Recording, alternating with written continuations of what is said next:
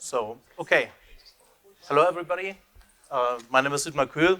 I work at Bloomberg.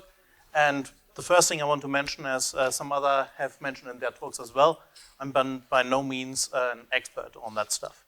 I'm a dude. I've played with that. If you expect me to talk about GPU stuff, sorry, won't come. I think I know some stuff of that, but I also see some people in here whom I expect actually know more about that stuff than I do. I hope they would at best correct me where I'm entirely wrong, and otherwise present next time to actually tell people how to do it properly. So what I started out over here is basically something which I did for a long time for other things as well, and that is I'm interested in how does a standard library, how does C++ work actually under the covers. So let's say I/O streams, everybody knows about I/O streams, everybody has used it, but hardly anybody knows how it is implemented. Implementing it is actually kind of interesting, and you learn a lot about that stuff. Likewise with parallel algorithms. I would like to know how do they actually work. Can I just knock it up and do it? The other part of that, aside from looking under it is the standard library does provide a number of parallel algorithms, but it is not necessarily complete. And sometimes it may be necessary or useful to implement your own parallel algorithm, and you may or may not be able to leverage what exists. So maybe it's useful to know or to get an idea of what can be done to actually make things work. That's roughly what I'm going to talk about. And my implementation, I hope you're not too disappointed about that, won't meet what the standard library does. I think it gets reasonably well, but not as fast as the standard library does. Okay, so what I'm going to talk about is actually a relatively straightforward parallel algorithm, not super straightforward. I'm not just talking about something like the reduce, which is massively parallel, but rather InclusiveScan, which is not as obviously concurrently, but it's actually one of the important building blocks of other parallel algorithms so that you don't have to do all that leverage for these things. I basically start off with a version from a textbook, from Introduction to Algorithms, and work on that to basically make it work. I want to provide versions using a few concurrency systems which are not standard, or at least not ISO standard as part of C++ standard, like an OpenMP and set building blocks. And then I built also a version which entirely builds just on C++ standard level. So let's start off with the simple thing, and that is what is InclusiveScan. In the standard library, it used to be available as partial sum, or it's still available as partial sum, but the parallel version and the new version is InclusiveScan. What it does is basically just computes the sum of the elements, and unlike accumulate, it also stores all the intermediate values. So over here is the input and the output. Let's go and look at how it is computed. It's very simple. For the first element, we just copy. For the next one, we basically take the previous one and add the next one, and we keep doing that. And if you look at that, it's kind of, all right, each value depends on the one before. That's slightly annoying. We cannot just compute things nicely in parallel. We need to have the values before. Before going into the parallel version, the sequential version is really, really straightforward. Here's a simple implementation. It's basically split into two parts to get all the necessary overloads. The first version is basically just taking an input range and output range in operation and just computes, and basically all it does is it delegates to different algorithms. That's fairly common practice. You get, if you went to Connor's talk, and he said, all right, all these algorithms are actually effectively just reduced. This is a similar case over here. So, we delegate InclusiveScan of one version to a different version. And the other one just does the computation. The key difference is we have an initial value and we can just deal with the initial value.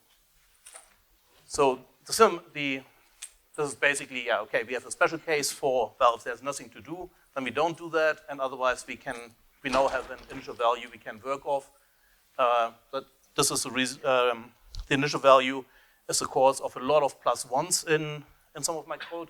To basically say, all right, we set that off and we pass the initial value or the first value in the back as the initial value, so we don't need to deal with that. And then in the other algorithm, it just iterates over that. Okay, that doesn't look super suitable for parallelization.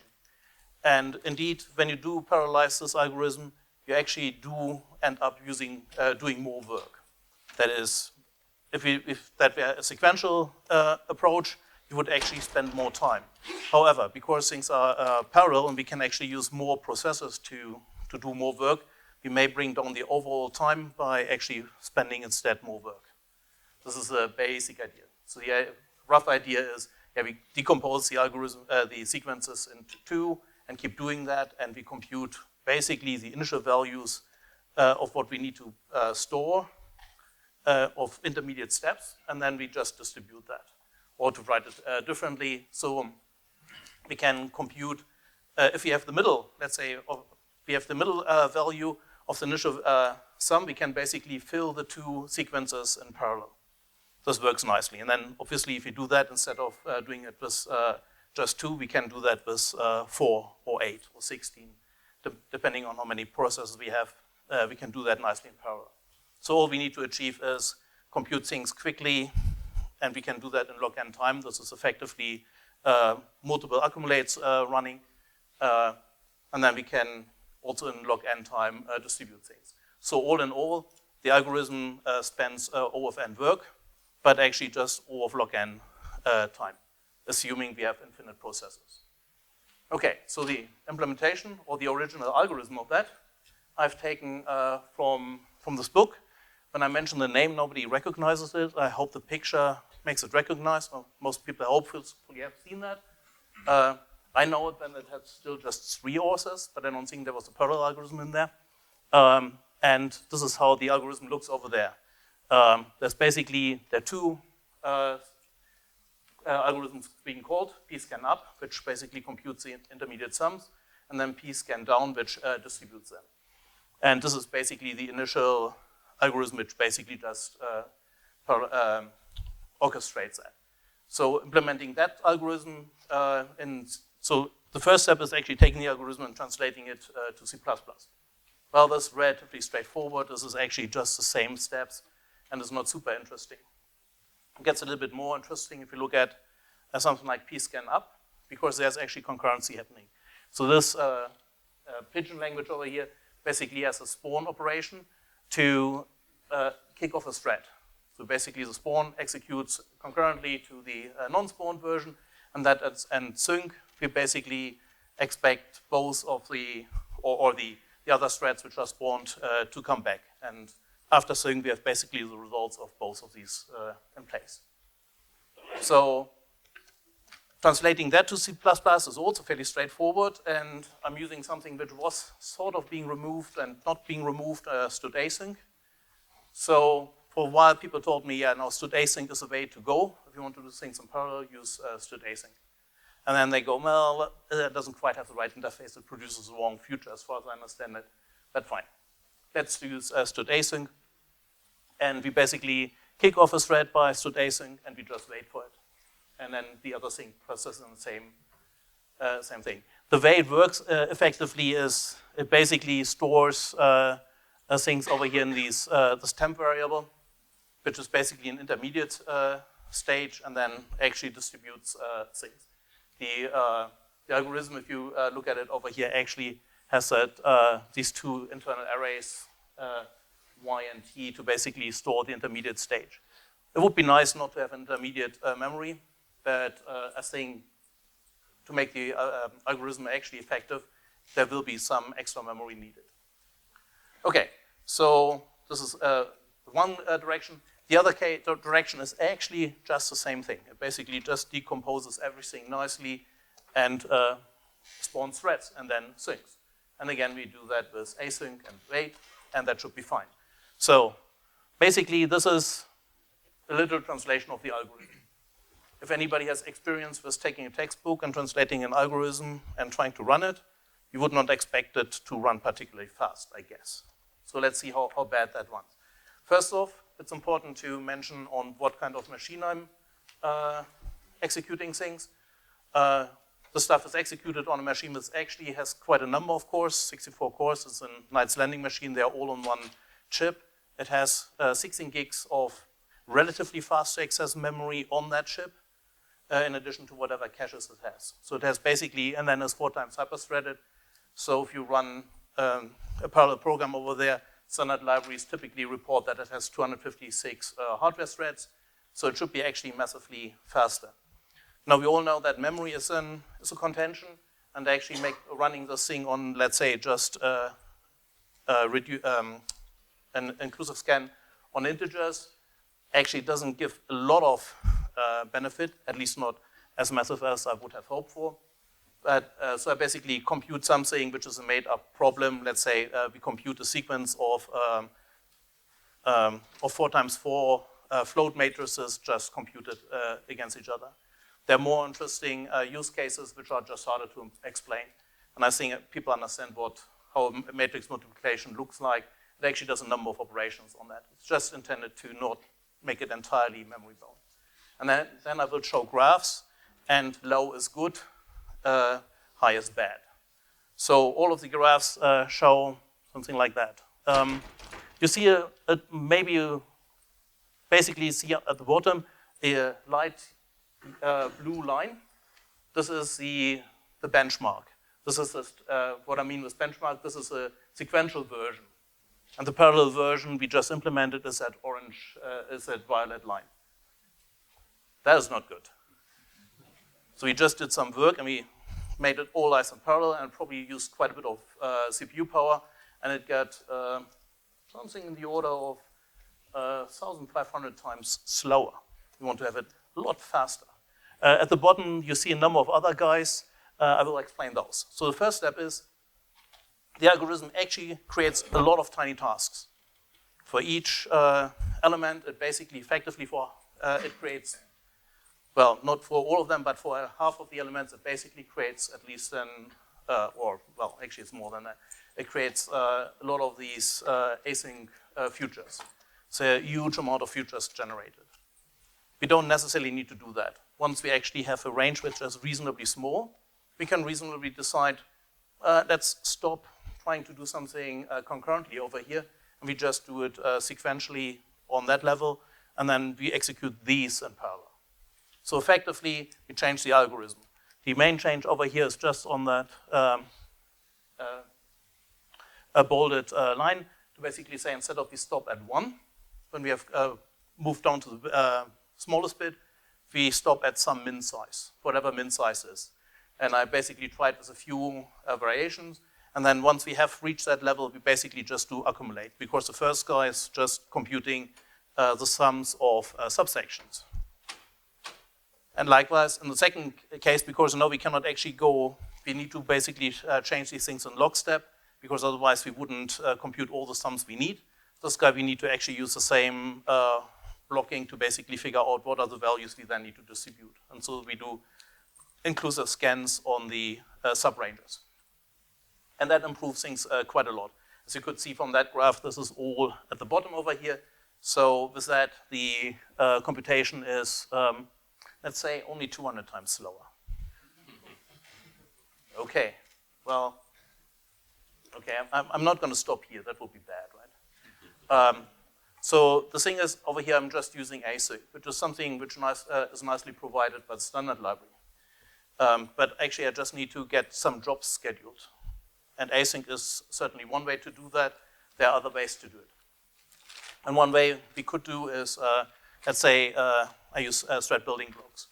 The reason I use thread building blocks is basically just I know that for a longer time. There are other libraries which do something very similar in that space. I just haven't used them. So in thread building blocks, there's something like a task group. A task group basically aggregates jobs. You stick jobs in and eventually just wait for all the jobs to finish. And this is basically the equivalent of the synchronization thing. Task group run is the same thing as basically schedule that job and run it elsewhere. We actually didn't do a massive change in the structure of that thing. Instead of using async in the future, I use a task group and the wait thing. Not dramatic. And the same over here. I just use the task group again. run a job, and the job is just the same as before. And then I just wait on the aggregation of these things. And hopefully this makes things better. And actually it does. So I'm not excluding the possibility, and it's actually potentially quite likely that I've just misused async, and I correctly used the task groups to make it work, but the task group made it really easy to make that right. So over here you can see the blue line. This is basically the flat line. This is just the benchmarking the corresponding sizes. So basically on the going from left to right is basically smaller sequences up to bigger sequences. And basically the blue line is doing it all sequentially. So in the beginning, I don't make any benefit, but once the sequences become big enough, there is at least an overall benefit. So that's a good start. There is actually a potential to actually get responses faster. So the next stage of that is to say, well, what if we actually, instead of reformulate it as kind of, which is natural for a nice divide and conquer algorithm, instead of decomposing it basically into a recursive hierarchy, or maybe basically instead of doing recursion, every time we recurse over here, we don't really recurse, but we actually just start another job. Instead of doing that, we could actually turn the algorithm a little bit around and basically make it iterative. The nice thing of doing that is that tools like OpenMP which can parallelize loops. So if we actually have a nice loop which does which needs to be parallelized, we would be in a position to use that. Also, at building blocks also as a loop constructed, which make it easier. The standard library algorithms, unfortunately, not so much, at least not on that level. There is obviously something like a parallel for each, but the parallel for each actually chops things up internally without your control. And basically, you don't know where did it split. But we would like to know, all right, I actually want to, I've already chunked things up, and I want to schedule these things. So the standard library didn't really help me as much over there. But anyway, let's turn the algorithm into an InclusiveScan and make that basically an iterative approach. It doesn't fit on one slide. So I basically have these things to basically say it consists of 4 stages. The first stage is let's set up some auxiliary stuff, which is basically just some memory. Then we compute the sum of subsequences. Then instead of actually recursing on the thing, I just use an InclusiveScan effectively to compute the actual elements we need. So basically, first guy is just computing the elements of the ranges concurrently. Then we do an InclusiveScan to compute the things that could be parallel as well, but I don't think we have actually big enough computers for that to make it worthwhile to make that parallel. And then we combine them again. So the auxiliary stuff is basically just a number of type defs and the intermediate storage. The intermediate storage over here, I'm a little bit more careful about the value type I get out of here. So if one part of that gibbery is all just computing the value type. Once I get the value type, I make the assumption that I actually don't know much about that value type. For example, I don't necessarily assume that it can be default constructed. So I just create a container where I can stick things in which cannot be default constructed, and I can just set them later. The normal approach in other generic code is you typically wait until you have the object and you stick it in the container at that point in time. That doesn't work in parallel particularly well because you never know which thread is ready when. So basically distributing that stuff ahead of time and creating space is kind of necessary. Okay, so that's just a setup. Computing the sums of subsequences, well, all we do over here is in principle, this is obviously a sequential version of the stuff. We just compute the sums of the subsequences. There is a -1 highlighted. The reason for that is for the last chunk, we actually don't need to compute the sum anymore. We only need this initial value. So we don't need to deal with the end condition that there's basically a range which may not be the right size. We only deal with the chunks up to that thing, they have all the same size. That makes that loop relatively easy. And all it does is it basically uses the integer and computes things. This loop is nicely accessible to OpenMP. If we want to get that parallel, we just slop OpenMP, pragma OpenMP parallel 4 on top of it. And then OpenMP will actually nicely go, yep, I can parallelize that. We can do pretty much the same as I did before with the task group to basically say, all right, I can actually schedule these things in parallel as well using a task group. And Strat Building Blocks has an for each construct that looks like that, which actually basically provides a function with an index and executes these things in parallel. And that's quite nice because it promises that each index is, well, it somehow parallelizes on the indices. It probably kicks them off in parallel in some shape or form. They don't really document entirely how that is done, but it seems to be nicely parallel. So we can do that. And to do something similar like that in a kind of for each algorithm, well, there's something slightly annoying in there, and that is to actually store things into that intermediate array. I actually would like to get an index. I would like to know the chunk number. And yeah, I can implement that in the algorithm, but then the algorithm comes somewhat convoluted. So I basically came up with the idea to say, all right, I actually have a for each, and I do the for each subrange. And what that thing produces is, you can basically see it from the signature of the green lambda. It produces an index and a begin and end of the subrange. So you basically get told, all right, this is the ith subrange, and this is what the range actually is. And I will later show how that is implemented. So this is basically chunking up the intermediate initial computation. That's relatively straightforward. Then the intermediate over here, I actually should have changed partial sum over here to InclusiveScan, but it doesn't matter, it's just the same thing. It's just a sequential version of let's compute things in that intermediate array.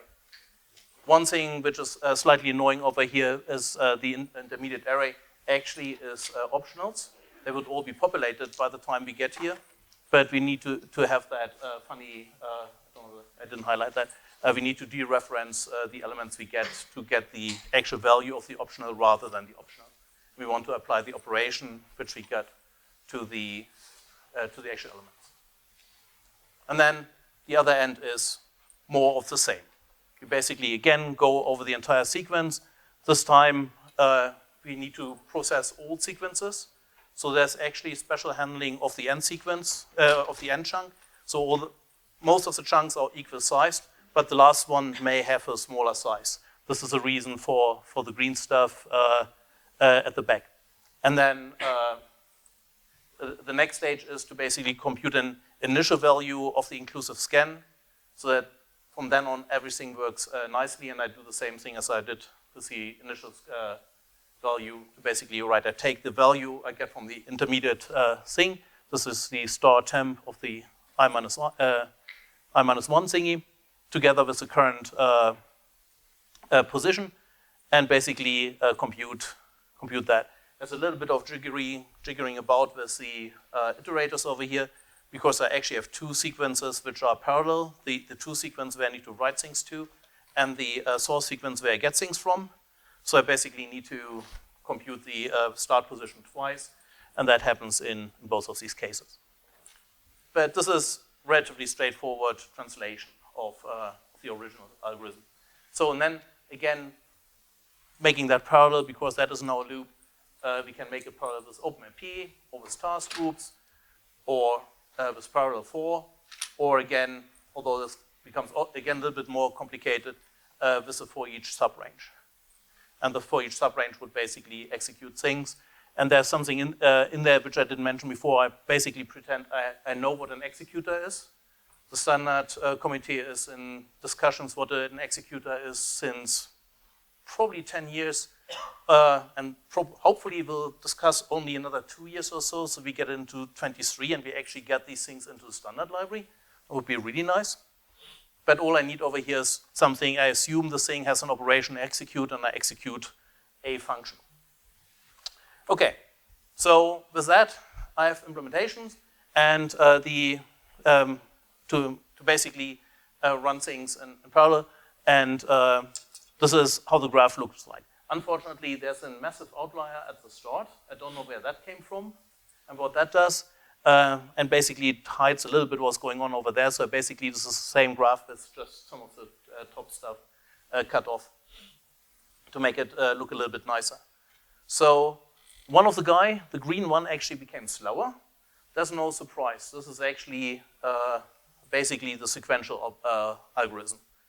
I don't know why it is actually kind of the same speed at the beginning, roughly. It's a little bit above, but actually you don't even see it in the, for the first couple of sequences. I guess it is, the reason for that is most of the stuff is in the end still just memory access, and it just gets away with accessing things in cache, and it doesn't really matter that much that we run over things twice. But I don't know why it only pops up later. The other ones are the yellow one, which does best. This is why part of the reason why I'm interested in OpenMP is actually the OpenMP implementation. That gets parallelizes things over here fastest, and it gets a bigger speed up. The other ones are the blue one, the red one, which goes down as is using the thread building blocks version, and the violet one is, and this must be the violet one is using the thread building blocks for each. The executor versions are not there. I first want to explain how they work to actually show them. Okay, so this is actually quite a bit of speed up on that workload at least. Okay, so the algorithm which I'm kind of missing from the standard library so far, and maybe we get something like that to help implementing other parallel algorithms, is something like for each subrange.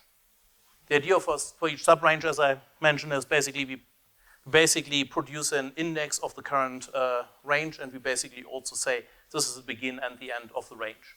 I think that's a quite reasonable interface for something if you want to implement parallel algorithms. Over here is a complete implementation of that. It starts off as well, if there's nothing to do, it doesn't do anything. It uses a latch to basically determine when we are done. So the idea of a latch is you basically initialize it once. It's once use thingy. You initialize it with how many things you expect to arrive, and basically once you have people calling arrive on that thing, anybody who's waiting or trying to wait on that latch is let through. If you basically wait before everybody has arrived, you basically wait and get blocked over there. So basically, the latch is just saying, right, we expect that number of workloads to be finished. This is actually, it's my own implementation, but there's latch coming. There's latch definitely in the standard C++ library. When I did that at some point, I just didn't have it available. So the other part is basically the execute. I already mentioned that I basically assume executors have an interface which says execute, and they get one function object. The standard library or the parallelization guys are discussing what kind of variations on execute we want to have. This interface is actually geared only towards running things on a CPU. But once people actually want to run things on a GPU as well, they want more something like a batch execute thingy as well. And but unfortunately, the entire discussion around how the executor actually looks like exactly is blocking the availability of at least something simple. Okay, there's one thing I found actually in production code. This is not production code, but I'm also using latches in what I do in a day-to-day work. And we basically had scheduled and queued things, function objects, into some kind of thread queue, and that got full, and the function object got dropped. But people didn't expect that to happen. But once the function object got dropped, the arrive inside the function object, which may have been called, was not called. So there's basically a leak, and basically we had a problem of the ledge blocking indefinitely because things didn't arrive. And this is the idea of the ledge arriver over here. Basically, in the Lambda function I pass in, I capture a ledge arriver. Even if that function object gets dropped on the floor without ever being executed, the arriver will be destroyed. And the arriver in its destructor actually calls arrive. So there's no kind of leak of people expected to arrive. That's a tool which probably would be also nice to have as a complementary for ledgers, possibly for how the other guy's called, for barriers as well. So to basically just say, right, we have a safe way to arrive or whatever else we need. Okay, and then inside this thing, all it does is it basically calls a function object. The function object is the parameter. Should have highlighted that to basically say what is being executed. And this is basically executed once in a loop where we actually deal with equally sized sequences, and then the last guy gets executed independently because the last chunk may be smaller, so we don't have to special case inside the loop. So this is basically the for each range thingy. It hinges on having an executor. So far the things which is missing is OpenMP and thread building blocks have nice task schedulers. They actually kind of know how we schedule tasks. I don't know how OpenMP does it under the hood. They must have something like a task scheduler. Thread building blocks does have a task scheduler, definitely, and they use apparently something like a job stealing scheduler, which is very good for certain workloads. I don't think this workload actually is particularly geared towards the task the job stealing thing, because actually the tasks themselves don't enqueue jobs again. It's basically all just enqueued from the top level rather than the tasks enqueuing things themselves, and the job stealing stuff benefits from basically having a deck where the task itself pushes to the back and consumes directly from there, and it normally doesn't have any contention on that one, whereas others, the job stealing guys would look at the other end. Over here the workload is, well, all jobs just come into the system to start with. There's no local processing. Okay, so but the missing bit is how do we actually schedule this thing? And let's create a really simple executor just to get the idea of what an executor does. And that is, this executor actually doesn't do things concurrently. It just schedules a job on the same thread. If that blocks, there's a little bit of a problem, which is, however, actually an interesting aspect as well. Because actually, if you have an algorithm which blocks if you give it just one thread and deadlocks, the algorithm probably wants to be implemented differently. So this guy basically just, all it does is whenever execute is called, it just executes the function object, and then it returns. This is not particularly interesting, but should be an valid implementation. And then for the other guy is, well, we actually probably want to have a thread pool. This is a simple implementation of a thread pool. I just put it on to basically A for completeness, and then there's some talking points about it. One of them is enqueue JThreads, which is basically just joining threads. All they do is, unlike the stud threads, stud JThread basically joins when being destroyed. For the other guys, you basically always need to make sure you join them. I didn't have an implementation of JThread available as well, so I'm not using a stop token. Instead, I have just a Boolean flag, which is checked once my thread pool should stop. And the other interesting bit is, over here it says function. This function I'm using over here is not stud function. The reason it's not stud function is the arriver I have is kind of not really copyable. I could make it copyable, but then I would need to have reference counting around it. It's only movable. And stud function, as we have in the standard library, is unfortunately not for function objects which are move only. So basically, stud function, if you try to copy or move a stud function, it basically, or in general, actually, it needs to have a copyable function object. but it's reasonably easy to create a function object which is, only requires move construction. Okay, so once I have that, there are a few interesting operations. I'm not going to go over all the operations because most of them are boring. The first one is we just create threads. So the thread pool, I do a lock at the start, create all the threads, and then let it go. The reason for that is if you actually have a thread pool and you start using it while it's still being constructed, there may be some funny effects of whatever your pool does under the hood. So I didn't want that. So I basically just create them and kick things off. And creating threads basically just amounts to, right, I create a thread in my pool and I give it work.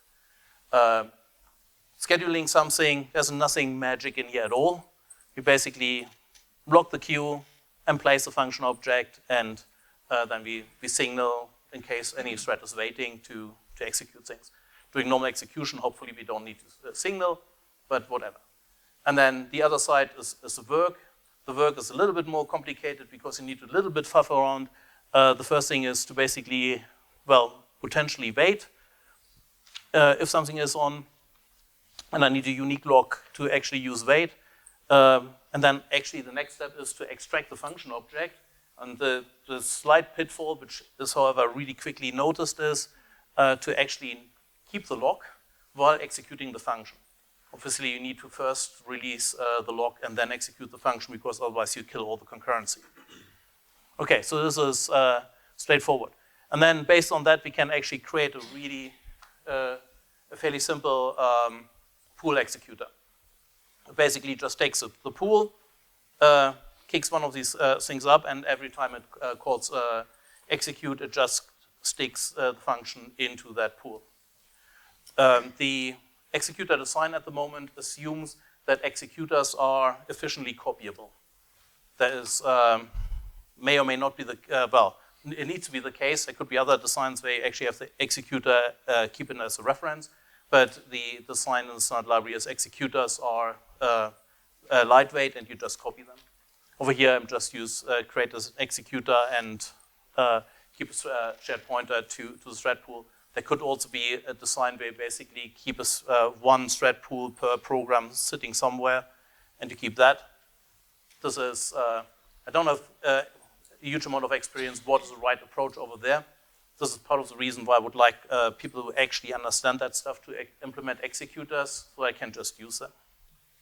Okay, and then, yeah, this is basically all that goes into implementing an executor. And then I get a graph which looks like that.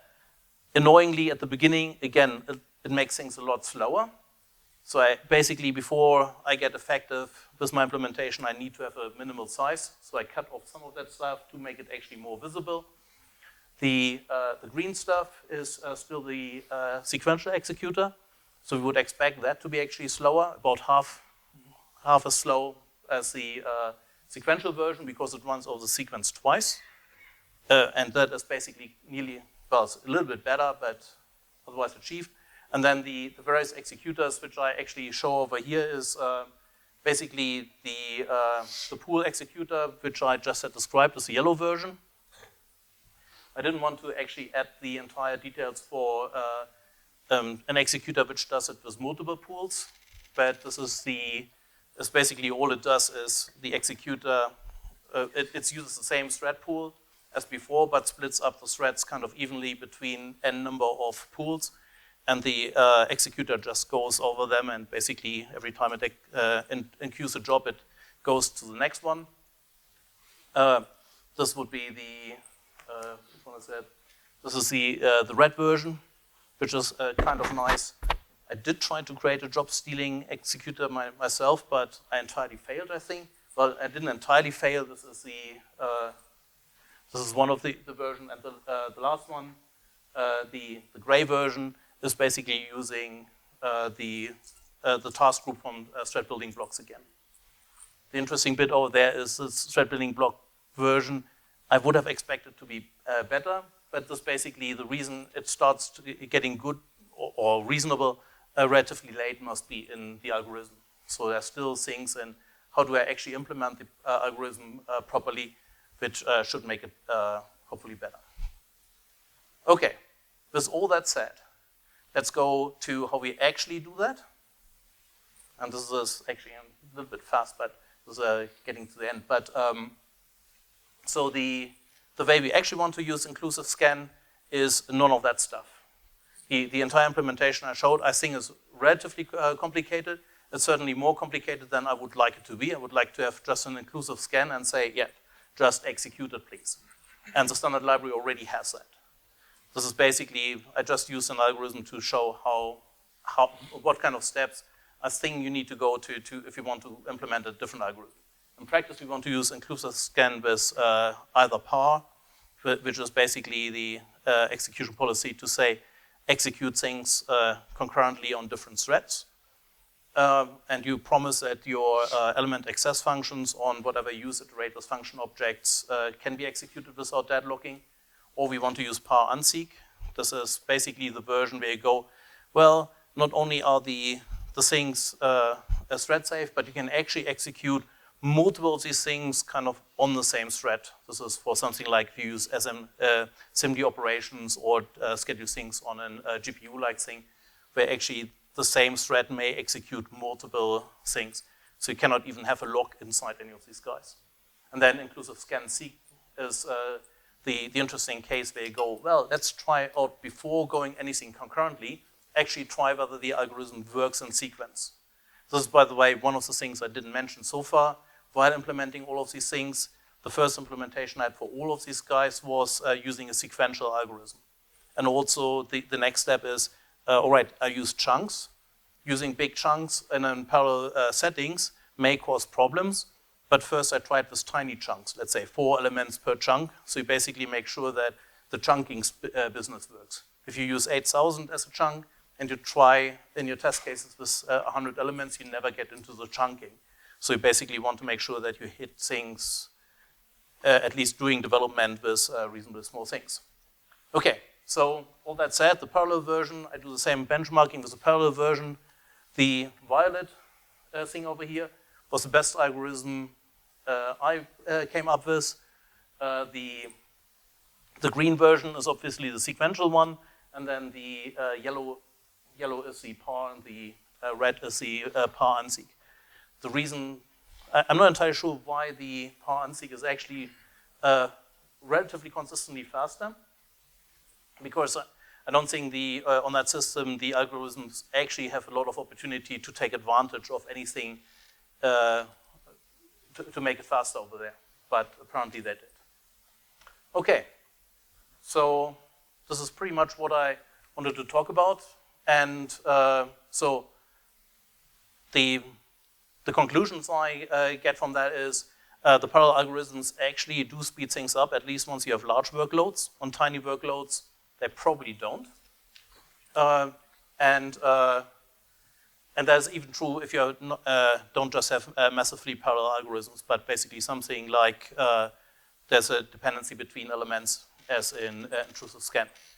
And then the other part is, although I didn't achieve the standard library thing, I think the implementation of parallel algorithms isn't magic either. We can entirely do it, and if we want to or need to implement a parallel algorithm, we can do that. However, this is my experience not just with parallel algorithms, but with algorithms from books in general. The algorithm actually needs some work to actually make it worthwhile and be effective. So before you actually arrive at a good implementation, you typically need to benchmark and verify that actually your algorithm is good. If you just go, yeah, let's take that algorithm and it says in the book it's good, and then you run it, you will probably get a slow implementation. And then the other thing is, all of that would be, I think, easier if you had decent thread pools. But in any case, you would want to use the standard C++ library versions of algorithms which are there. And the nice thing is, if you're already using algorithms, making them parallel just amounts to plunking in an execution policy, and try it with that. Okay, thank you very much.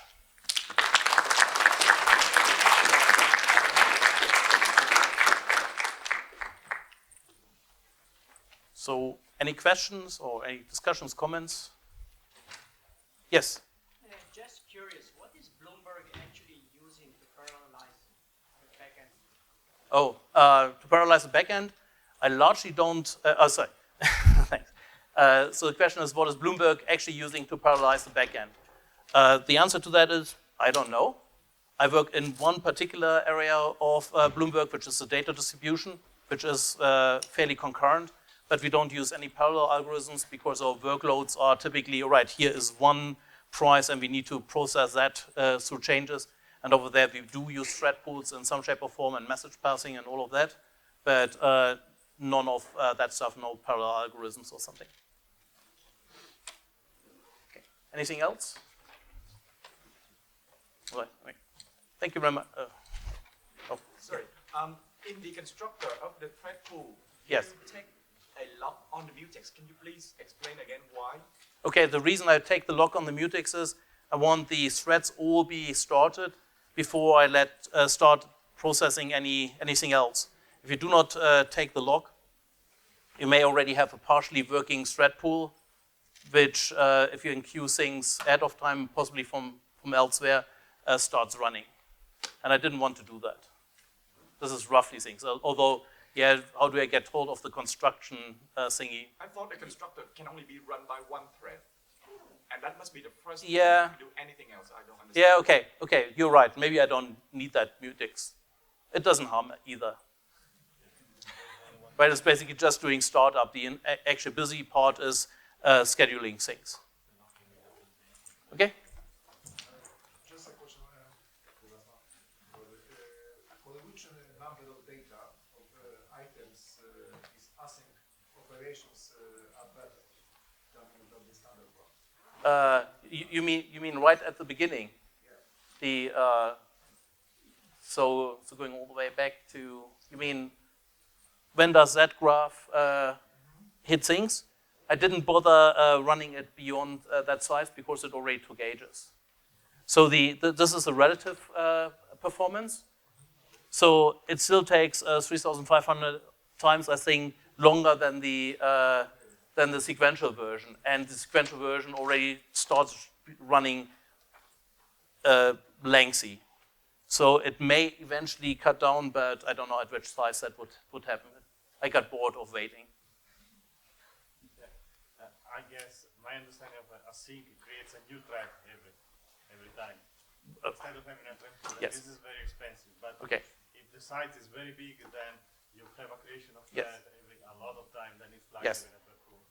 So the comment is, the understanding is that async basically creates a different thread every time. Yes. I would hope that async doesn't do that, but that async actually under the hood keeps a thread pool. I recently discovered that thing. And basically pulls out a thread and runs that. At least that would be a sensible implementation of that.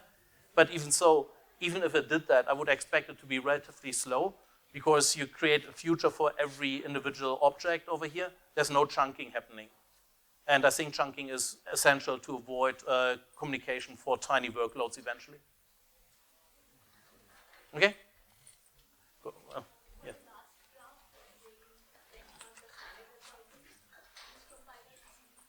Okay, so the question is, which compiler did I actually use, or which system did I use for the last standard library stuff? At the moment, I actually only have access to a standard library implementation for the parallel algorithms from libc.c++. I don't know whether any other compiler actually ships the parallel algorithms yet, or at least I don't have access to it. I think Microsoft's compiler is shipping, but I don't have Microsoft's compiler on my machine. Okay, thank you.